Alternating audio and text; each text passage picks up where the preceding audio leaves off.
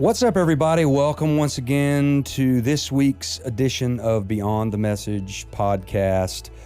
This week's podcast is going to be different. So if you're listening, here's what's going to happen. Last week, we talked about in our summer experience series, just really bee life. And we went and we experienced the life of a beekeeper and beehives. And so if you watched the message last week, and I implore you to go back and listen, it was just a great message that really all of us need about wisdom. And we just locked in this beehive beekeeper experience with a lot of really good things to think about in our spiritual lives.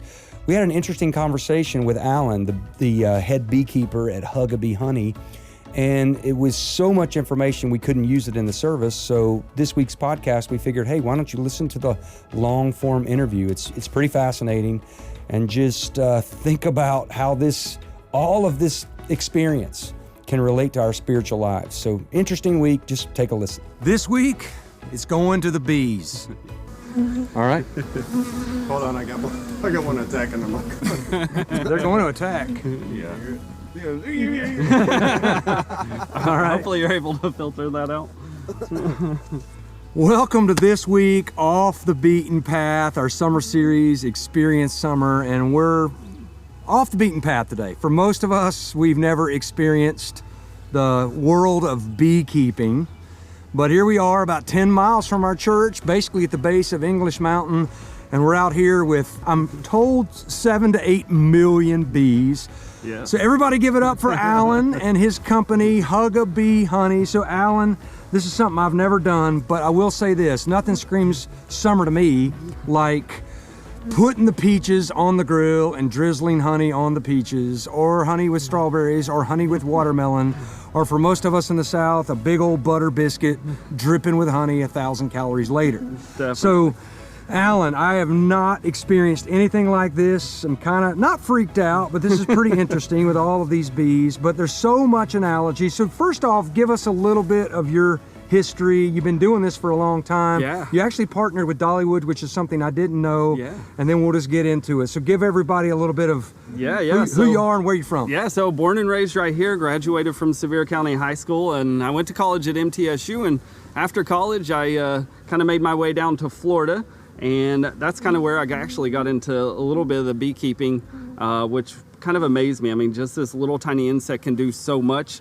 I got a couple of hives probably about 10 or 11 years ago now, and 2 turned into 4, and then there was 8, and now we're upwards to about 130, 140 hives right now. So right now we're just in a yard that roughly has about 50, 55 hives, I believe.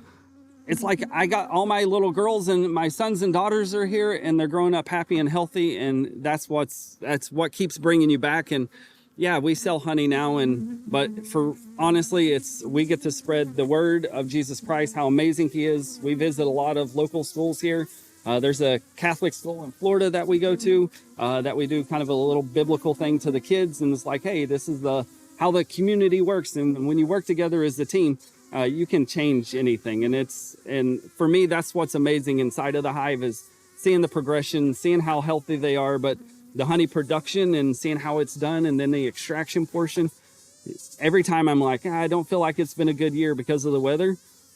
We thought the orange blossom this year, because of the freeze, was going to be horrible, and we were probably going to get 1,000 pounds, which is 500 or 600 pounds less than what we normally would get. We got more.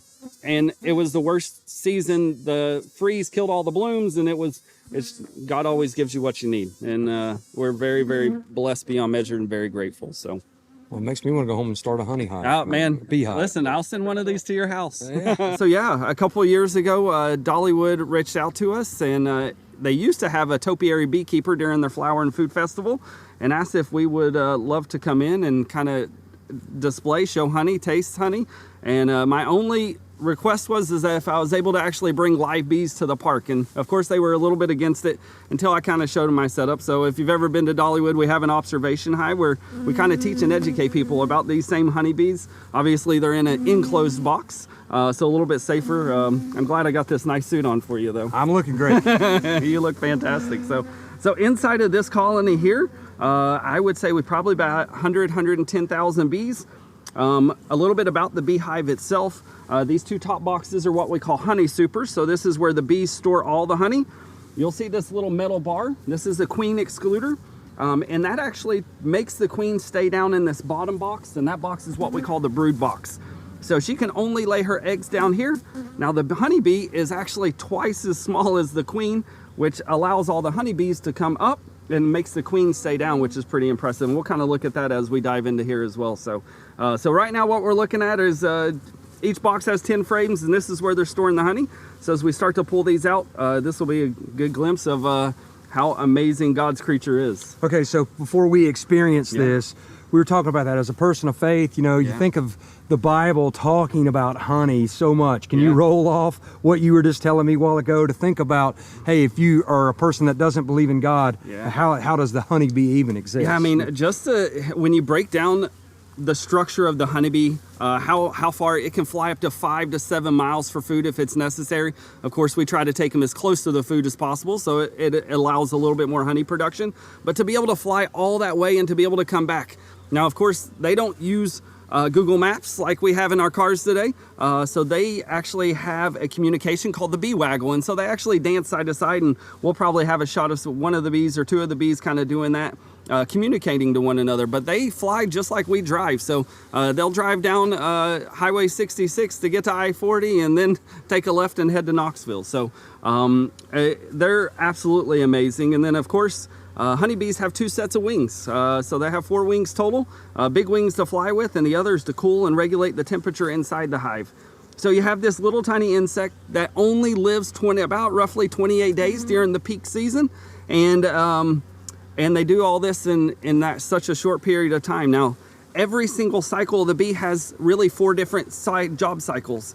When they're born, they're what we call nurse bees. And so they learn to build the wax, they learn to build the hexagon shape. They're taking care of the queen, feeding the queen, doing all this. The next cycle is what we consider them to be foraging bees, and that is about a 2-week cycle. And that actually is when they're going and flying out. And so that'll be a different time period. And then really the last part of their life, they're almost like they're retired. And so they really have kind of flown themselves to death. That's why they kind of only lived such a short period.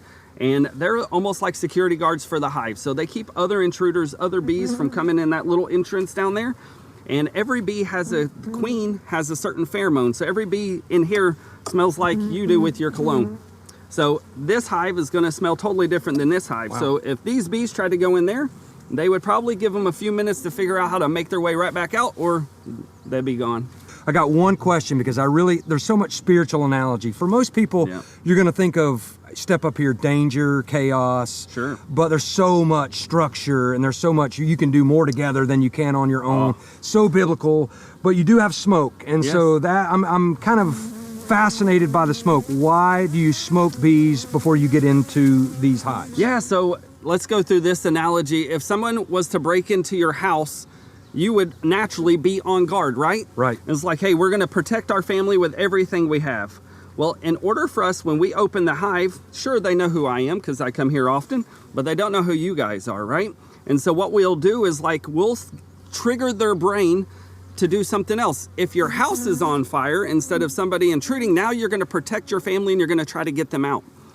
So what happens is when we put the smoke on the bees, it triggers their mindset to stop thinking, hey, we have intruders. Now we're triggering their brain to think, hey, let's protect the queen and all the babies. So that's actually, it doesn't calm them down. It just changes their thought process on what's important.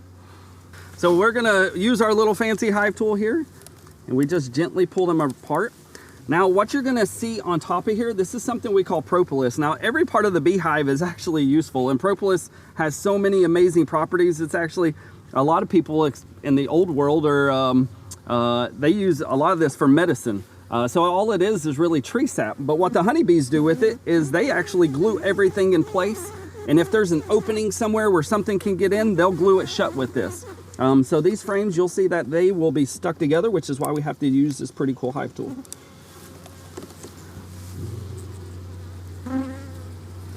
All right.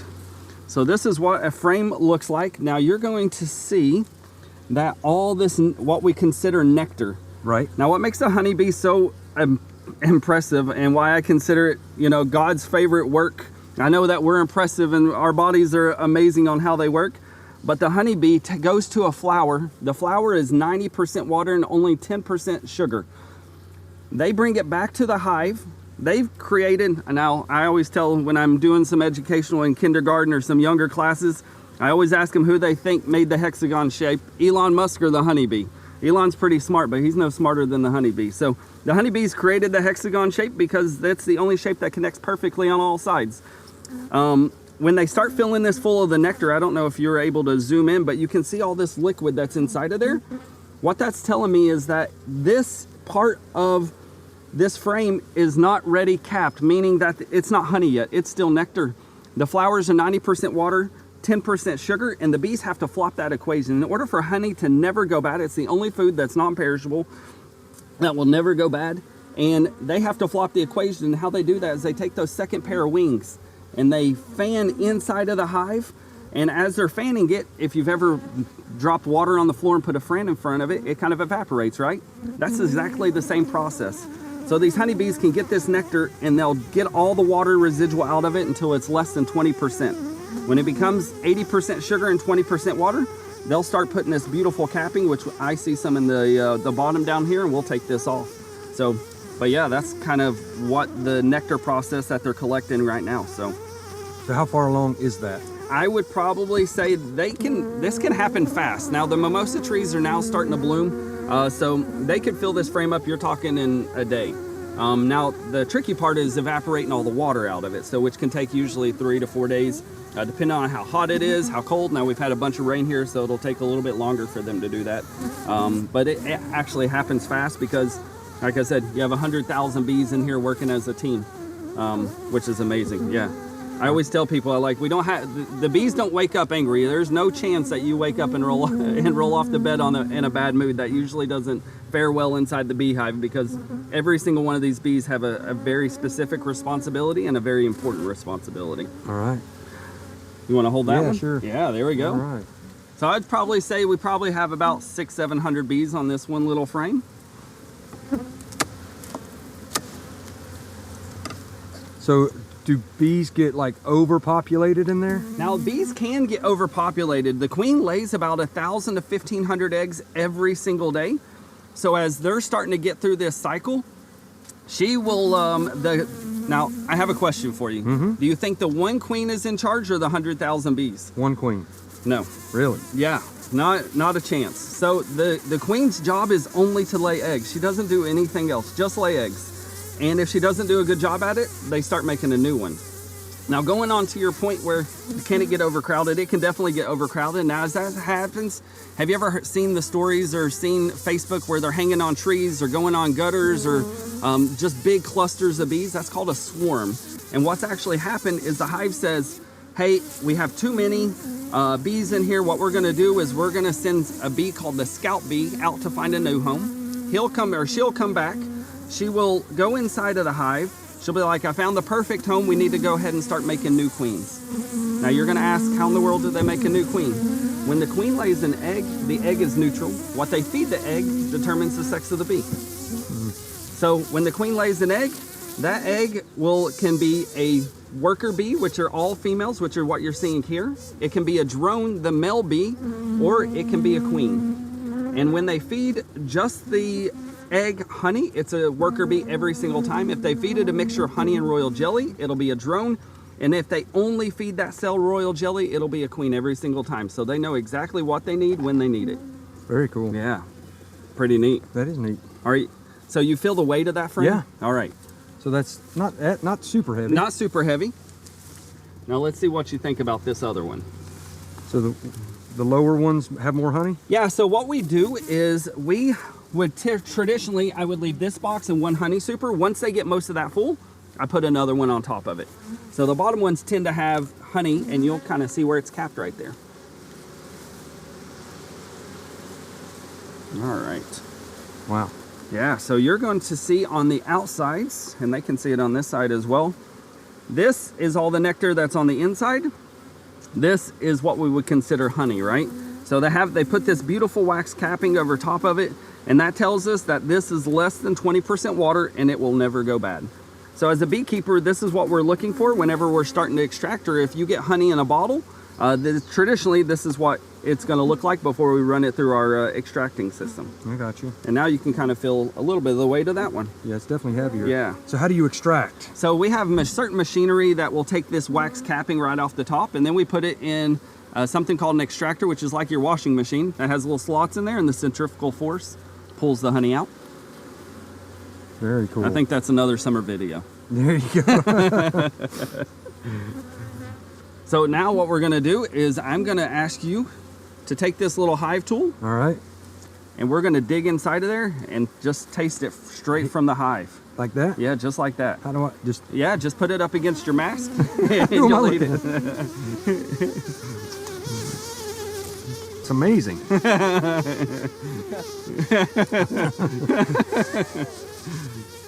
Do it again. That's crazy good. Yeah, so good. Yeah, the bees are doing amazing. Now we've had a little bit of rain, which kind of washed a little bit of the tulip popular away, but the bees are doing really good. Crazy. You need to try that after my saliva, Mike. Go ahead and give it a shot. Yeah. All right, so now what I want to do is I'm going to dig down one more layer.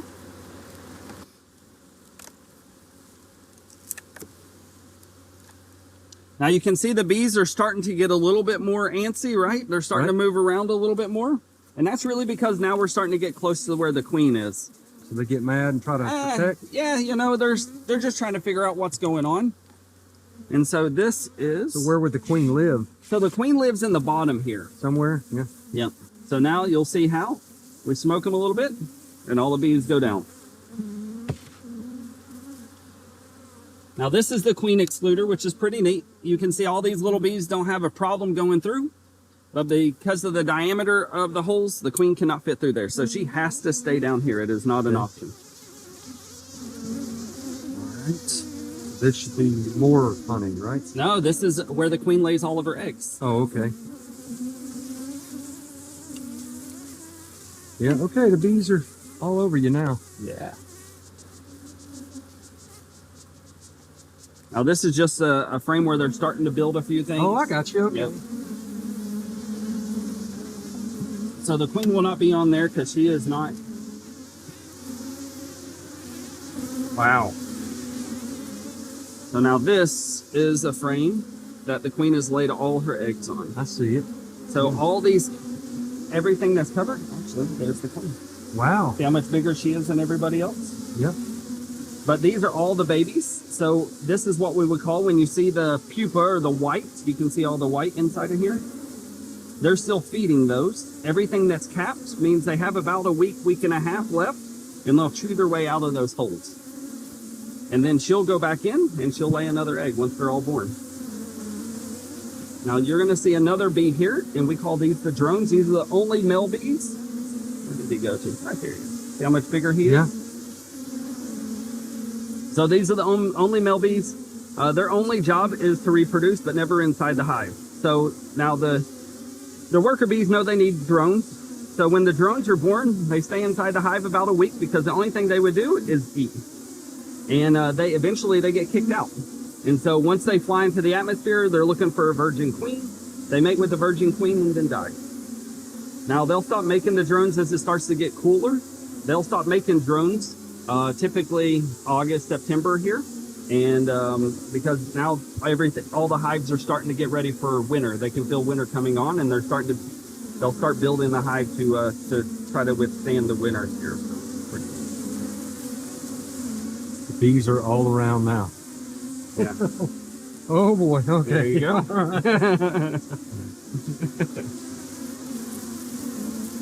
Yeah, I would say there's probably, 7,000 or 8,000 bees on that, right? That's crazy. Yeah. They're all over me. You're doing good. Yeah. I think it's the honey that they smell there. Yeah, that's what I was thinking. I did that on purpose, They're actually. all gonna, like, you're stealing my food. That's crazy. Yeah. Let's see if we can find her again. But yeah, she'll lay about 1,000 to 1,500 eggs every single day. The more nectar that they're bringing in, the more food that they're bringing in, the more eggs she will be laying, because the food is very necessary in order for her to lay eggs. They have to feed the larvae, so. All right, so I got a question. Ask away. Leaving these beehives alone, Yeah. what would happen if you just didn't come out here? Would it be decline, decay? I mean, what's the main job of a beekeeper? Yeah, so we're really here to manage the bees. We want to, the honey production's amazing, and we love sharing the honey with everybody and just talking about how the honey production, but the real purpose is the pollination for us, right? You know, I think about 70% of all fruits and vegetables are pollinated by a pollinator, not necessarily honeybee. A honeybee is a very large percentage of that, but yeah, butterflies, wasps, yellow jackets, they're great pollinators, but the honeybee is what we consider a mass pollinator. So if I was to leave these here and not really do anything, the good possibility that the hive could die out. And the reason that we see a big loss and why we try to bring so much attention, I do believe that pesticides play a huge role. So what you're spraying your garden or your flowers with, the bees are trying to pollinate that. They drink it, bring it back to the hive. It gets put in all these cells, and now the bees are trying to feed each other with all the honey that's in there, right? And so that can get spread out, and it can really wipe out a hive. I know if a bee hive has gotten in pesticides, all the bees will crawl out and die right in front of the hive. But really what is wiping out the largest part of the bee population is a mite called a varroa mite, which is like a flea or a tick for your dog or cat. And so the mites are so small that you can't really see them. They're very microscopic.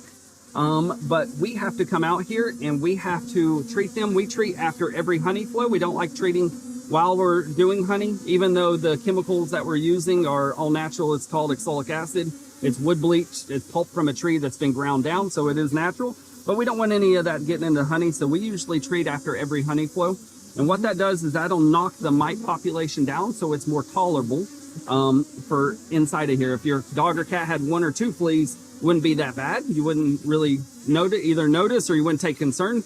But if you had 1 million of them on there, that's what happens inside the hive. And what the varroa mite does is it goes, as the queen lays an egg, the female mite goes inside of the cell, lays a bunch of eggs at the bottom, because that larva is going to get fed honey, right? So the bees are going to feed them so it can grow. Well, they don't realize that they're also feeding all these varroa mites. And so as that larva starts to be born, they end up with something called deformed wing formation. And what happens is the varroa mite eats the hemoglobin out of the bee, causing it to lose one of the chromosomes that causes its wings to develop.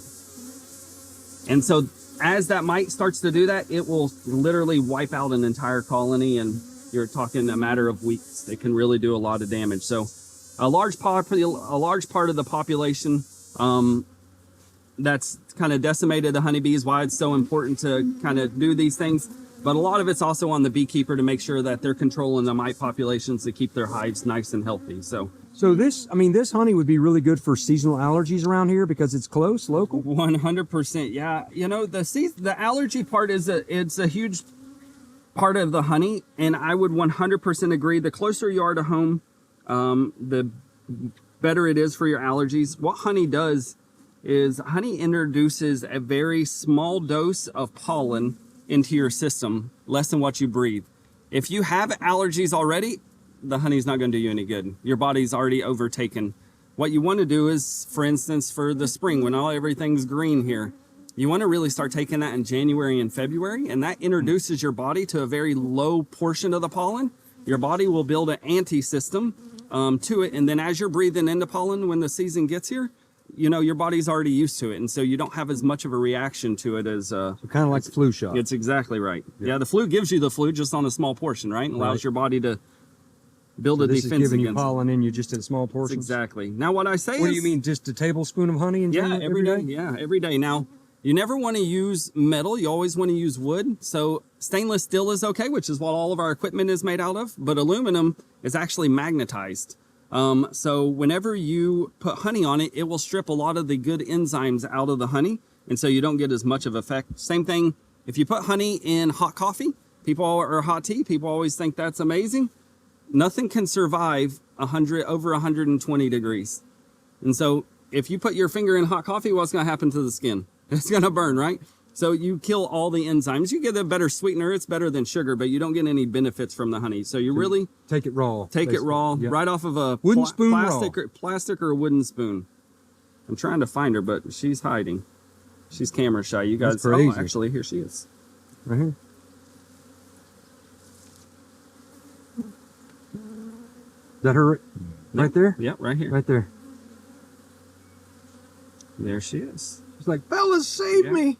Now a lot of people will put. You'll see sometimes where people mark them, so they'll put these little red, blue, white, yellow dots on them. That's one of two things. It helps color coordinators so you can see her very easily. The second reason is it actually tells us how old she is. Now I don't do that because we have a lot of bees, and my queens only live a year because we take them to Florida. We don't really have a dormant season. But it would tell us how old she is. But that would tell us how old she is. But like I said, because our bees stay in warm weather constantly in Florida, we just finished orange blossom. So we pollinate about 1,300 acres of all organic orange and lemon groves in Florida. So as soon as we done harvest that, we bring the bees up here the beginning of April. We're all in a bloom here all the way until July when sourwood finishes. And then we leave them here for 1 month dormant. And it's really because nothing's blooming in Florida. And I want to keep them away from the hurricanes. It's the only thing that can really harm them is blowing them or a bunch of wind or water and them getting flooded. So I do leave them here during as late as I possibly can. And then September, October, we do a Brazilian pepper in Florida.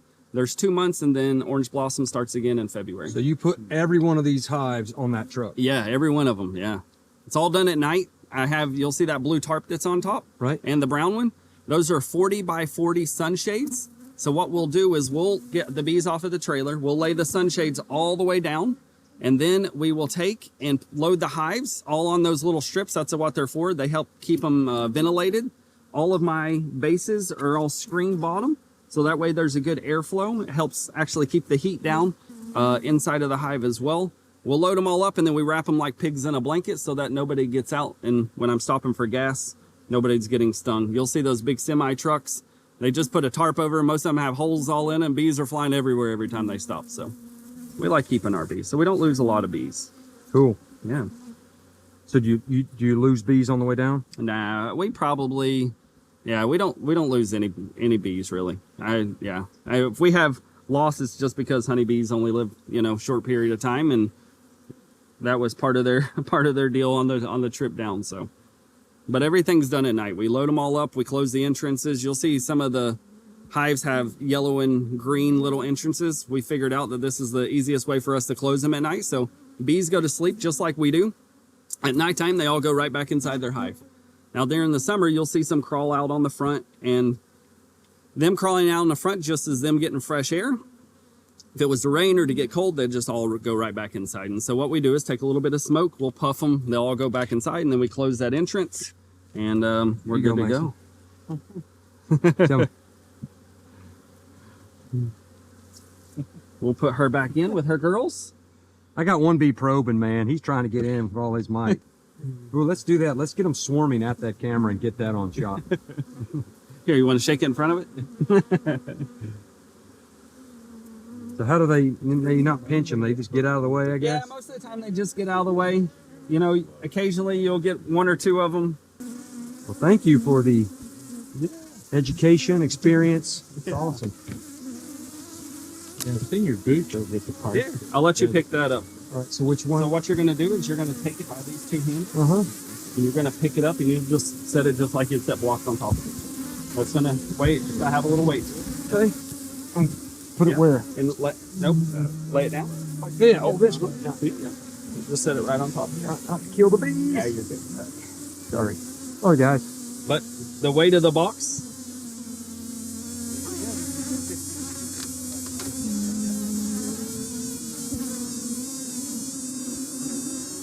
And what we like to do is I put tape on the back of mine, so this will give me notes on everything that's happening inside of the hive. So this will tell me on 328 that the queen was good, the hive was good, which is super important. All right, so last question. I'm going to put you on the spot, Alan. Perfect. If you had to, in simplest of terms, Yes. what is the greatest lesson that bees teach us? To work in a community. Man, that sounds spiritual. Yeah, I mean, how we're all parts, just like humans, we come from all different walks of life and all over the world, and being able to work in unison is what you can create to bring nectar from a tree, turn it into honey that can never go bad. It's the only thing that can keep you alive for 24 hours. Eat a tablespoon of honey and you'll stay alive for 24 hours. When you work together as a team, there's a lot that can happen very, very fast. It's amazing. So great answer. I would say that we do more together than we can ever do on our own. 100%. 100%. Give it up for Alan, everybody, and hug a bee, honey. Yes. I've got bees all over me. That is awesome. That's awesome. Thank you. Yeah, you're welcome. Fascinating. Scott, you're fascinating, buddy. So how can we wrap all of this up? For me, one of the biggest things I took away is, hey, you know what? You can tell the health of a hive, what's going on the inside by what's being produced. And I think that's so true in our lives, especially when we think of wisdom. If God's wisdom is working inside our lives, it's going to show on the outside. Peace is going to show. Gentleness will show. Mercy will show. Humility will show. Good fruit will show. Healthy faith produces sweet fruit. So the question again is not, hey, do I believe in God? It's, hey, is God's wisdom shaping my life? It's amazing what we can learn from God's word. It's just so good to be in God's word together. Love you guys. See you next week.